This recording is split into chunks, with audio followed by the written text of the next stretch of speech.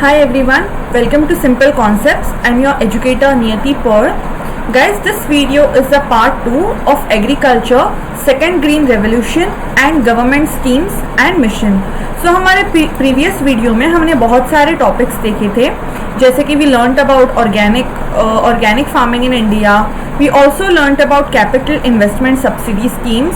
Then we focused on northeastern India and the agricultural practices over there. So हम इस video में भी detail में जाएंगे, हम रिकैप भी करेंगे हमारे प्रीवियस वीडियो में हमने क्या क्या पढ़ा. But before that let me tell you, अगर आप आपका यूपीएससी सीएससी का 2021 का सिलेक्शन इंश्योर करना चाह रहे हो, then there is a golden opportunity which Unacademy brings to you, wherein there are 3 comprehensive batches that are going on for 1 year complete preparation. Also guys आपको यहाँ पे 10% डिस्काउंट मिलेगा अगर आप हमारा कोड यहाँ पे यूज़ कर रहे हो जब आप सब्सक्रिप्शन फ़ी पे कर रहे हो तब. So if you use SIMPLEYT, if you use this code then you get straight away 10% of discount on whatever price that you are paying. And guys Unacademy ने एक और आपके लिए अपॉर्चुनिटी लाई है wherein there is a heavy discount which is of 67% अगर आप annual subscription लेते हो या फिर अगर आप पर मंथ भी अगर आप पे कर रहे हो तो मगर आप मतलब अगर आप एनुअल सब्सक्रिप्शन ले रहे हो तो आपका पर मंथ जाएगा 2667 which is much cheaper if you compare to the other offline courses that are available. Also guys Unacademy ने यूपीएससी चैम्पियनशिप जारी की है अभी, as in there are 4 more months that are there for your prelims. So Unacademy has brought to you all India free mock test for UPSC CSC prelims 2020. अगर आप अभी enrol कर रहे हो तो it is for free of cost because guides आपको बहुत ही बड़े एक्सपर्ट्स के द्वारा गाइडेंस मिल रहा है. अच्छे मेंटर्स मिलेंगे आपको जैसे कि राकेश वर्मा, मृणाल पटेल एंड आतिश माथुर जैसे अच्छे लोगों से आपको मतलब जो एक्सपर्ट्स जिनको हम कह सकते हैं उनके द्वारा आपको एक अच्छी टेस्ट सीरीज वगैरह ये सारे बेनिफिट्स आपको मिल सकते हैं. So do enrol your self now. Also guys हम यहाँ पे जो भी टॉपिक्स डिस्कस करते हैं उन टॉपिक्स के अगर आपको नोट्स चाहिए हो in the form of PDF, then do join in to our Telegram group. The link of the group is given in the description below, so do check in. In any case, if you are unable to find the group, then just go to your Telegram account. वहाँ पे search bar में जाकर अगर आप simple concept UPSC के नाम से अगर आप सर्च कर रहे हो then you will be able to find our group. वहाँ पे हम बहुत सारे क्विजेस डिस्कस करते हैं, बहुत सारे अदर देन जो भी हम टॉपिक यहाँ पे डिस्कस करते हैं अदर देन दैट वहाँ पे हेल्दी कॉन्वर्सेशंस होते हैं. So do join in to our Telegram group. So having said that let's start with our today's lecture. तो सबसे पहले रिवाइंड करते हैं कि हमने क्या क्या पढ़ा था हमारे प्रीवियस वीडियोस में. प्रीवियस हमारी जो क्लास थी अगर आपने इनकेस नहीं देखा हो तो इसका पार्ट 1 गाइज ज़रूर देखिएगा because it will get difficult for you all to understand this second part of it if you didn't watch the first one. Okay, so having said that let's start with our today's lecture. So हमने organic farming के बारे में जाना था. उससे पहले guys हमने पढ़ा था कि क्यों सेकेंड रेवोल्यूशन क्यों इसकी ज़रूरत थी इस एंटायर रेवोल्यूशन की और ये पर्टिकुलर रेवोल्यूशन आने के बाद क्या क्या चेंजेस हुए. For example revolution second regarding this green revolution इसकी ज़रूरत इसलिए थी because India soon after the independence हम इंडियंस के पास फूड स्कैरसिटी हमने फेस करना शुरू किया था because the Britishers had looted India in a very brutal way. So इसी वजह से हमें फूड स्कैरसिटी हो रही थी हमारे देशवासियों को. So in order to avoid that and most of the जो इनकम हमारे देश का जो जो सेविंग्स थे या फिर आप कह सकते हो जो इनपुट थे मतलब जो भी पैसा हुआ करता था वो सारा खर्च होता था in importing the good in importing the food. So in order to avoid this और बहुत सारे और भी सेक्टर्स थे जहाँ पे इंडियंस को इन्वेस्ट करना था वहाँ के तब की सरकार को और बहुत सारा डेवलपमेंट भी लाना था. So in order to do that ये जो खर्चा था वो कर्टेल करने की ज़रूरत थी. यानी कि जो इम्पोर्ट पे जो खर्चा होता था जो पैसे खर्च होते थे उनको कम करना बहुत ज़रूरी था. सो इसी वजह से सेकेंड मतलब जो ग्रीन रेवोल्यूशन था उसको लाने की बहुत सख्त से सख्त ज़रूरत थी. अब ग्रीन रेवोल्यूशन लाना एक सोल्यूशन था क्या, बट नहीं था. क्यों नहीं था? बिकॉज मेजॉरिटी ऑफ द जो रिसोर्सेज थे फॉर एग्जांपल वीट और राइस ये दोनों जो क्रॉप्स है वो बहुत हाई यील्डिंग थे but at the same time water resources बहुत ज़्यादा कंज्यूम करते थे. फॉर एग्जाम्पल 80% वो स्पेंट ऑन दिस एग्रीकल्चर.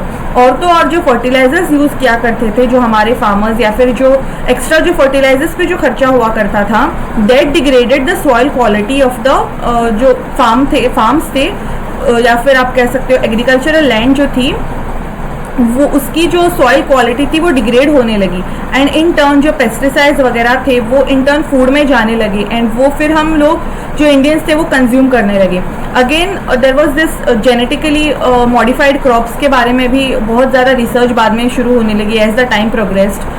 सो हुआ यूँ कि क्योंकि इसमें टेक्नोलॉजिकल बायोटेक्नोलॉजी का इसमें बहुत बड़ा हाथ था, रिसर्चर्स का बहुत बड़ा हाथ था, but at the same time organic farming पे वहाँ तब के टाइम पे उतना ज़्यादा फोकस नहीं हुआ करता था.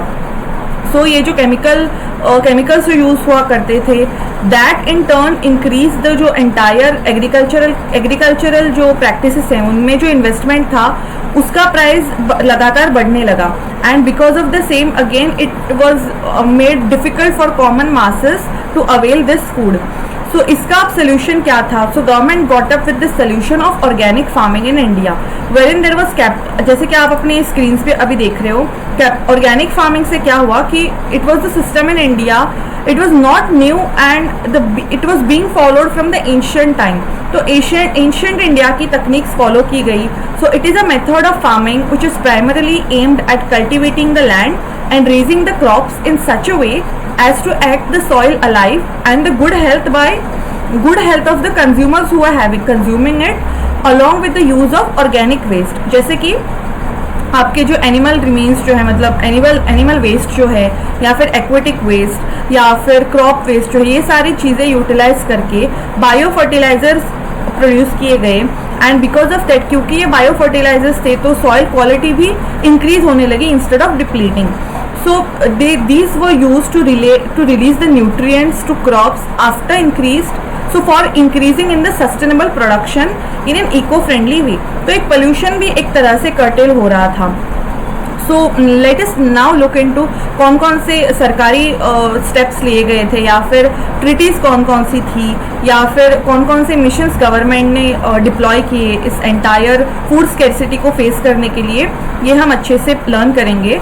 और गाइस, इस एंटायर सीरीज़ में जो है हम एग्रीकल्चर के बारे में डिस्कस करेंगे, उसमें हम डिस्कस करेंगे आगे आने वाले वीडियोज़ में procurement, buffer stock, then FCI reforms and PDS along with APMC act and other related issues. तो अगर आपको ये सारे वीडियोस देखने हैं हमारे चैनल पे तो स्टे ट्यून रहिएगा, और वहाँ पे सब्सक्राइब बटन आएगा, उसको भी प्रेस कीजिएगा, सो दैट आपको ये सारे जो एजुकेशनल वीडियोस हैं आपको तो एक एक्सटेंसिव आपको कवरेज मिल सकती है अगर आप हमारे चैनल के साथ जुड़े रहते हैं तो. So guys, do subscribe to our channel. So having said that, let's continue with it. So mission for integrated development of horticulture एक येट अनदर एक स्टेप हुआ था, wherein you can see on your computer slides now. So it was a centrally sponsored scheme. एक central government के द्वारा holistic approach के साथ ये स्कीम लॉन्च की गई थी. So that the growth of horticulture sector covering the fruit, vegetables, roots and tuber crops, mushrooms, spices, flowers, aromatic plants, coconut, cashew, coca and bamboo जैसे जो प्लांट्स है वो कल्टिवेट हो जाए. This was in 2014. Next was the National Horticulture Mission. This was also yet another centrally sponsored scheme which was in 2005-2006, and the objective of this scheme was to provide holistic growth to horticulture sector in India. ये एक बड़े पैमाने पे एक umbrella scheme थी, ये umbrella mission था ये. फिर बहुत सारे मिशंस लॉन्च किए गए जैसे कि national bamboo mission. This mission envisages the promoting of holistic growth of bamboo sector by adopting the area based. तो एक पर्टिकुलर एरिया को सिलेक्ट किया जाता था बाय गवर्नमेंट जहाँ पे एक्सटेंसिव बाम्बू प्लांटेशन हो, और वहाँ पे एक मतलब जब बाम्बू प्लांटेशन पे जब गवर्नमेंट ने फोकस किया, at the same time they focused on the handicraft items because और बहुत सारी चीज़ें जो बैम्बू से बनती है उन पे भी फोकस किया गया, सो दैट इन टर्न ये एक एम्प्लॉयमेंट भी जनरेट करने लगा ये सारा entire sector. Then the government came up with the Rashtriya Krishi Vikas Yojana, which was introduced in 2007. So as a additional central assistance scheme के तौर पर इसको लॉन्च किया गया था. So this was to incentivize the states to draw plans for the agricultural sector more comprehensively, taking agroclimatic condition, natural resources, issues and technology into account and integrating livestock, poultry and fisheries or more. So ये सारी चीज़ें जैसे कि poultry, fishery या फिर life stock integration, ये सारी चीज़ों को मद्देनज़र रखते हुए ये सारे स्कीम्स इवॉल्व होते गए. So this involves a new schemes for additional central assistance to state plans and administered by the Union Ministry of Agriculture over and above its existing centrally sponsored scheme. So to supplement the state specific strategies including special schemes for beneficiaries of the land reforms, there are a number of sub schemes under this Rashtriya Krishi Vikas Yojana, and those were like bringing green revolution to eastern India, then national saffron mission. जैसे कि हम जानते हैं saffron एक one of the most expensively बिका जाने वाला cash crop है. इसकी कल्टीवेशन और ज़्यादा प्रमोट करने के लिए या फिर किस तरह से सेफ्रॉन जो है वो पूरे वर्ल्ड में या फिर इंडिया में ही किस तरह से इसका प्रोडक्शन जो बेचना जो है कंज्यूमिंग बढ़ जाएगा, इस पे फोकस किया गया. And the objective of this mission was of this saffron national mission was to improve the overall production of saffron और एनहांस करने के लिए क्वालिटी सेफ्रॉन की किस तरह से वो जेनेटिकली मॉडिफाइड हो सकता है. जैसे कि अगर एक प्लांट लगाया उससे मैक्सिमम कैसे हमें आउटपुट मिल सकते हैं, इन सारी चीज़ों पे फोकस किया गया. So enhancement of research and extensive capacity and to develop appropriate system for organized marketing for the growers.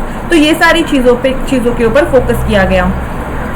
Then there was this Nutri cereals wherein ये जो एक स्कीम थी जिसके तहत मिलेट्स हैं जैसे कि ज्वार, बाजरा, रागी, जो टेक्नोलॉजिकली उतनी एडवांस नहीं है बट उनके जो हेल्थ बेनिफिट्स हैं वो बहुत ज़्यादा थे.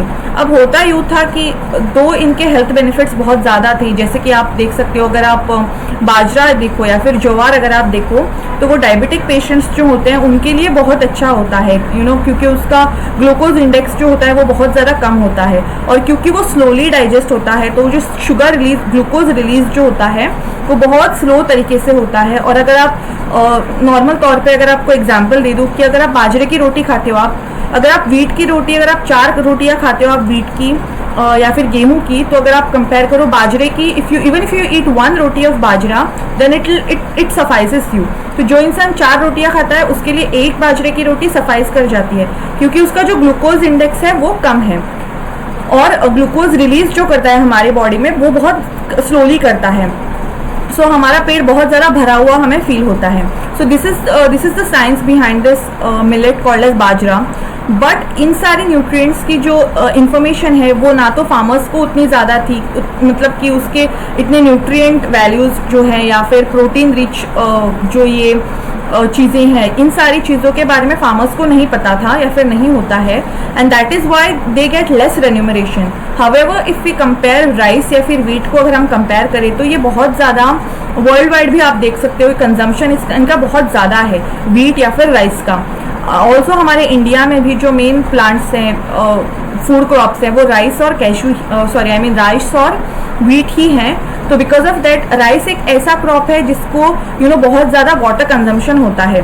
बट क्योंकि अब गवर्नमेंट को इन सारी चीज़ों को जैसे कि ज्वार बाजरा को भी प्रमोट करना था तो ये सारे स्कीम्स गवर्नमेंट ने लाई. Now there was another accelerated food fodder development programme के ऊपर भी टारगेट करना था गवर्नमेंट को, क्योंकि एनिमल हस्बेंड्री अगर गवर्नमेंट प्रमोट कर रहे थे तो उनको ये चीज़ ज़रूरी थी कि उन एनिमल्स को खाना कहाँ से मिले. सो एक फॉर्डर डेवलपमेंट प्रोग्राम को भी गवर्नमेंट को उस चीज़ों पे फोकस करना पड़ा. Then there was this national mission for protein supplements. So to promote animal-based protein production through the livestock development, dairy farming, piggery, मतलब कि पिग्स को रेयर करना या फिर गोट रेयरिंग, तो ये सारी चीज़ों पे गवर्नमेंट अगेन फिर से फोकस करने लगे. Then there was this rain fed area development program, जहाँ पे बारिश सबसे ज़्यादा होती है तो हो सकता है कि वहाँ पे बाढ़ आए या फिर वहाँ के जो क्रॉप्स हैं वो तबाह हो जाए. तो वहाँ पे ऐसी फिर गवर्नमेंट को वहाँ पे ऐसी स्कीम्स इम्प्लीमेंट करनी पड़ी या फिर वहाँ का इंफ्रास्ट्रक्चर डेवलप करना था जिसके तहत कम से कम नुकसान हो जब भी बहुत ज़्यादा तेज़ बारिश होती है तब. और जब बारिश होती है तो वहाँ का वाटर जो है वो कंजर्व करके फिर बाकी एरियाज में उसी वाटर को किस प्रकार से चैनलाइज किया जाए, ये एक सबसे बड़ा चैलेंज था गवर्नमेंट के ऊपर. So also they had to work on these entire things. Now, crop diversification in original green revolution state was yet another challenge. So, states of Punjab, Haryana and Uttar Pradesh were involved in intensive farming of rice and wheat, which is causing a depletion of the soil nutrients. So, to stop this, it was very important for the government to diversify this cultivation towards horticulture, which precisely aims by these schemes. सो एक तरह से rice और wheat का जो production है वो soil की nutritional capacity है वो लो कर रहा था. So in order to avoid this, थोड़ा सा ये कम करने के लिए गवर्नमेंट ने क्या करा कि क्रॉप डाइवर्सिफिकेशन पे भी फोकस किया. और इन सारी जो एरियाज है जैसे कि पंजाब, हरियाणा, उत्तर प्रदेश, जहाँ पे राइस और वीट कल्टीवेशन बहुत ज़्यादा होता है, वहाँ पे हॉर्टिकल्चर में इन्वेस्ट करने का गवर्नमेंट ने बहुत ही बड़ा स्टेप उठाया वहाँ पे. और जैसा कि आप जानते हो इंडियन जो राइस है, जैसे कि आप बासमती राइस एंड हो गया, वो इतना ज़्यादा फेमस है वर्ल्ड वाइड. ओके, सो ये था हमारे प्रीवियस वीडियो का, हमने बहुत ही एक्सटेंसिवली हमने रिवीजन किया. आई होप जो पिछले वीडियोस में पॉइंट्स मिस हुए थे वो इस वीडियो में हमने कवर कर रखे हैं. So let us now focus on today's discussion guys. So हमारे प्रीवियस वीडियो में हमने ये सारे टॉपिक्स डिस्कस किए थे और हम थे इस पॉइंट पे इंटीग्रेटेड पेस्ट मैनेजमेंट प्रोग्राम के ऊपर. So the term IPM, that is Integrated Pest Management, refers to the careful consideration of all available pest control techniques and subsequent integration of appropriate measures that discourages the development of pest population and kept pesticides and other interventions to level that are economically justified and reduce the minimize risk of or to reduce or to minimize the risk of human health and the environment. So the integrated pest management emphasized the growth of healthy crop with the least possible disruption of agro ecosystem and encourage the natural pest control mechanism. कि जैसा कि आप जानते हो अभी बहुत ही latest news में है जो लोकस अटैक जो हुआ है क्रॉप्स के ऊपर.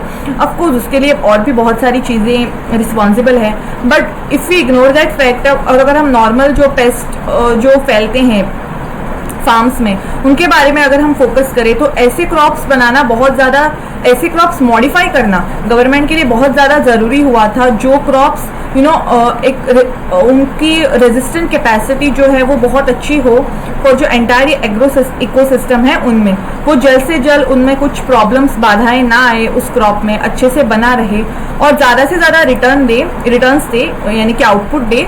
ये एक सबसे बड़ा गवर्नमेंट के सामने चैलेंज था.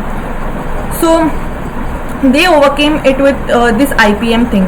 So integrated schemes for oilseeds, pulses, oil palm and maize. This was the scheme called as ISOPOM, wherein there were 4 erstwhile schemes of oilseeds production program, oil palm development program, national pulses development program and accelerated maize development programs were merged into one centrally sponsored integrated schemes of oilseeds, pulses, oil palm and maize. So this was being implemented in 2004. Now different components, that is pulses, oil palm etc. of schemes are in force in different states as per the dominant cropping pattern of the state. For example, the oil palm is applicable in 9 major oil palm producing states and it aims to promote crop diversification and it provides focused approach by giving financial assistance in purchase of various agricultural inputs such as seeds, agrochemicals, technology, expertise, infrastructure, etc. Now let us focus more on the technology mission. You can see on your screens now the technological missions which was there on cotton. So the government of India launched technology missions on cotton in February 2000 and the objective of this entire thing was to improve yield and quality of cotton, particularly in respect of staple length, then micronear strength, etc. So through the development of better cotton varieties as well as through the improved seeds and integrated water, nutrients and pest management technologies. So to increase the income of cotton growers by reducing the cost cultivation as well as the increasing the yield per hectare through proper transfer of technology of the growers. To improve the quality of processing cotton, particularly in respect of trash, contamination, etc., by improving the infrastructure in the market yards for cotton and for modernizing the existing ginning and pressing of factories. So right now India is at the second position behind China in cotton production, and it is expected to overtake China in the following year. So after this mission, there has been constant increase in the cotton production on Beck high yield variety and genetically modified seeds. So speaking about the initiatives, the budget 2014, which the budget 2014 took, so there were a lot of initiatives taken by that budget, wherein there was price stabilization fund which was there, as in rupees 500 crore fund was announced to compensate farmers when there is a fall of agricultural prices. Then there was this Pradhan Mantri Krishi Sanchay Yojana which was there.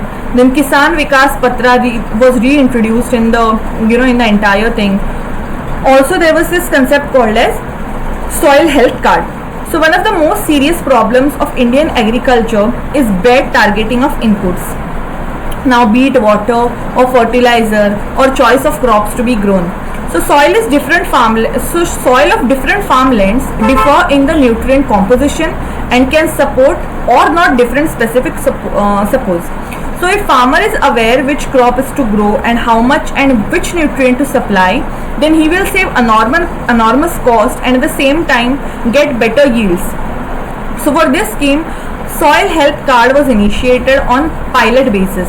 Under this, the mobile soil testing laboratories were set up which will do soil certification, and farmers will be issued a soil health card. State governments have adopted initiative practices like involvement of agricultural students, NGOs and private sector in soil testing. So determining average soil health of villages etc. to issue soil health card. Now this is a prerequisite for effective integrated nutrient management. तो होता यूँ था कि entire scheme इस प्रकार से थी कि जो सारे फार्मर्स थे उनको एक सॉइल हेल्थ कार्ड उनको दिया जाता था.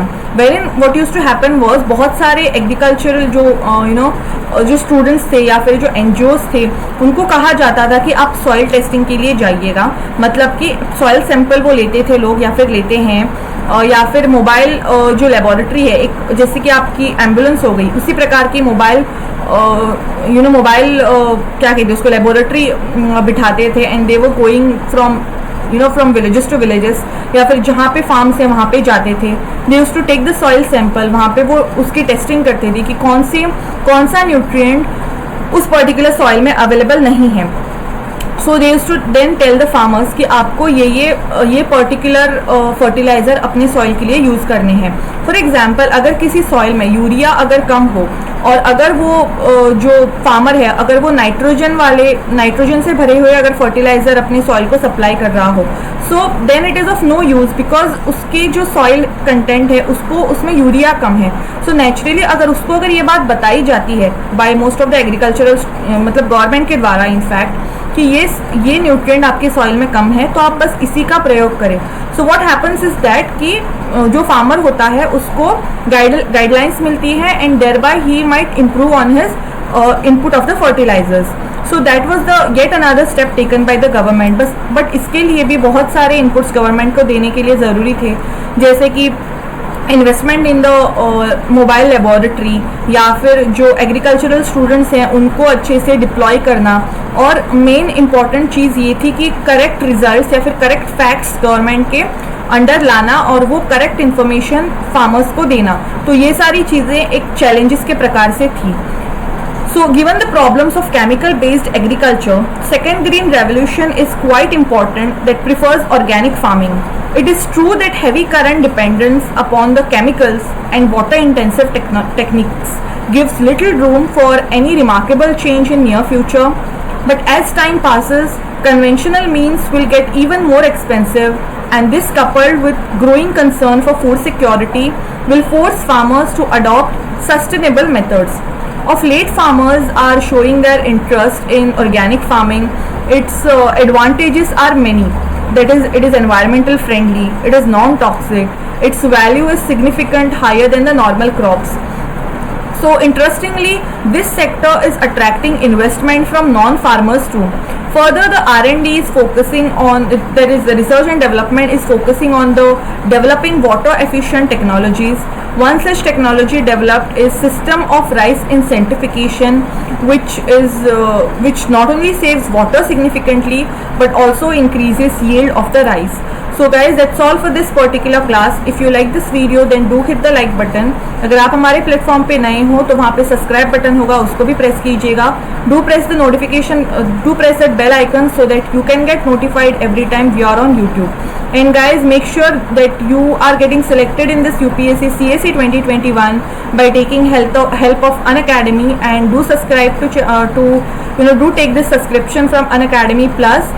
वहाँ पे अगर आप हमारा कोड यूज़ करते हैं SIMPLEYT, देन अगेन आपको 10% डिस्काउंट भी मिलेगा इस एंटायर सब्सक्रिप्शन पे. So guys, that's all for this particular video. Thanks for watching.